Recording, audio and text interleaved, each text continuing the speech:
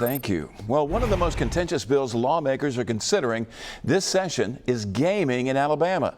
The measure calls for a lottery to be set up if approved by a vote of the people, since it is a constitutional amendment, or would be.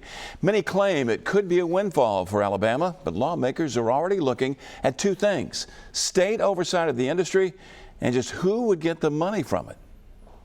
The state legislature is on its spring break. Once they're back in session, they'll have 5 more days spread out over 2 weeks to deal with a lot of issues: medical marijuana, riot control, and abortion. But one of the hottest of the hot-button issues? Gambling.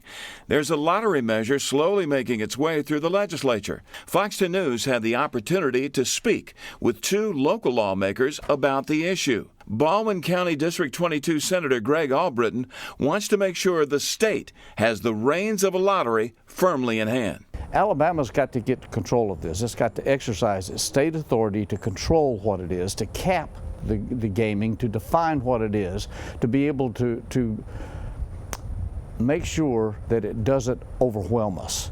And we have to benefit from it. We've got to tax it correctly. Albritton also says too much money is being spent by people here on illegal gambling, which the state gets nothing from. And 103rd District State Representative Barbara Drummond thinks that any money from a lottery must have a specific target.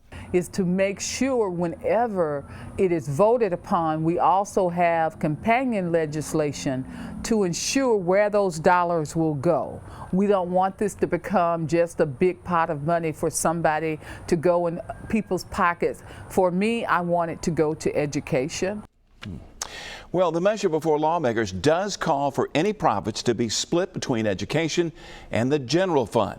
Right now, there are no other earmarks for that money.